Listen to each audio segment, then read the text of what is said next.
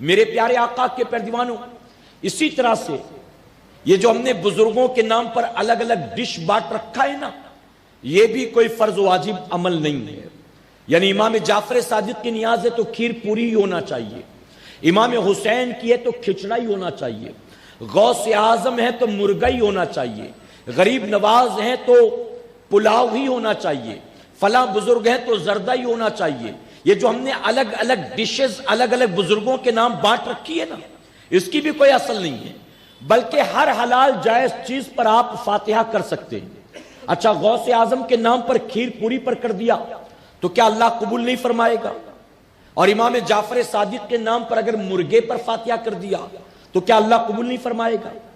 میرے پیارے آقا کے پیارے، اس کی وضاحت میں اس لیے کرتا ہوں کیونکہ بہت سارے لوگ سمجھتے ہیں کہ جس کے یہاں امام جعفر صادق کی نیاز ہو اس کے یہاں پر گوشت اس دن نہیں بننا چاہیے، گوشت نہیں پکنا چاہیے۔ اور بعض جگہ تو اتنی شدت ہے کہ اس گھر میں ہی صرف گوشت نہیں بلکہ جس نے صبح دوپہر میں گوشت کھا لیا ہو وہ یہ نیاز بھی کھانے کا حقدار نہیں ہے۔ مجھے آپ بتائیں، گوشت کھانا جائز ہے کہ ناجائز ہے؟ بکرا بکری کھانا جائز ہے کہ ناجائز ہے؟ مرغا مرغی کھانا جائز ہے کہ ناجائز ہے؟ اسی طرح سے وہ جانور جن کی پابندیاں لگی ہیں، اسلام نے تو پابندی نہیں لگایا نا، ان کو بھی کھانا جائز ہے کہ ناجائز ہے؟ جائز ہے۔ اسی طرح مچھلی جو الگ الگ ملتی ہے وہ کھانا جائز ہے کہ ناجائز ہے؟ تو جب سارے دن جائز ہے تو امام جعفر صادق کی نیاز والے دن اور جس کے گھر میں نیاز ہو رہی اس کے لیے کیا ناجائز ہو جائے گا معاذ اللہ؟ نہیں، بلکہ میرے آقا صلی اللہ علیہ وسلم نے گوشت کھایا ہے، اس کو پسند فرمایا ہے اور اسے سید الطعام فرمایا ہے، یعنی تمام کھانوں کا سردار۔ میرے پیارے آقا کے پیروانوں، امام حسین کے نام پر کھچڑا جب پکتا ہے تو اس میں گوشت ہوتا ہے، تب کوئی کبات نہیں ہے۔ اسی طرح سے مولا کائنات کے نام جب نیاز ہوتی ہے اس میں بھی پلاؤ بنتا ہے تو کوئی مسئلہ نہیں ہے۔ حضور صلی اللہ علیہ وسلم کے نام پر جب ہم نیاز کرتے ہیں، ہم جب نیاز کرتے بارہویں شریف میں تو اس میں بھی کوئی پکڑ نہیں، چاہے جو بھی بنا سکتے ہو، لیکن یہاں پر بالکل لازم کر دیا گیا کہ جن کے یہاں نیاز ہو امام جعفر صادق کی وہاں گوشت بالکل نہیں بننا چاہیے۔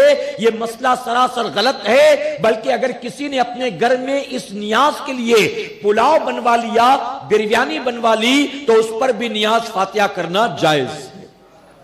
اچھا، کھیر پوری کی پابندی کرنے کی وجہ سے کیا جانتے ہو؟ جو آدمی بیچارہ 2-3 ہزار روپے نہیں کر سکتا ہے جمع، پھر وہ نیاز ہی نہیں کرتا ہے، وہ نیاز ہی نہیں کرتا۔ یہ پابندیاں نہ لگاؤ۔ اگر کوئی غریب صرف 25 روپے کی جلیبی لا کر امام جعفر صادق کے نام پر نیاز کر لے، کیا اللہ قبول نہیں کرے گا؟ کوئی بتائیے، غریب آدمی 11 روپے میں جائے 2-3 لڈو لے کر آئے اور اس پر امام جعفر صادق رضی اللہ عنہ کے نام پر نیاز کر دے، کیا اللہ قبول نہیں کرے گا؟ کیا بتائیے معاذ اللہ فرمائے گا کہ میں تو کھیر پوری کے انتظار میں تھا، یا امام جعفر صادق کہیں گے کھیر پوری کے انتظار میں تھا اور تو یہ کیا لے کر آ گیا؟ ایسا ہوگا معاذ اللہ؟ ایسا کچھ بھی نہیں۔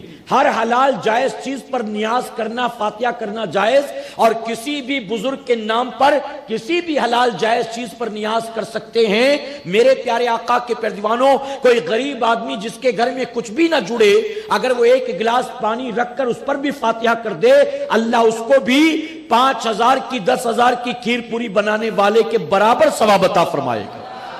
ثواب میں کوئی کمی نہیں آئے گی۔ تو یہ بالکل کمپلسری نہیں ہے کہ یہی بننا یہی بننا یہی بننا۔ اسی طرح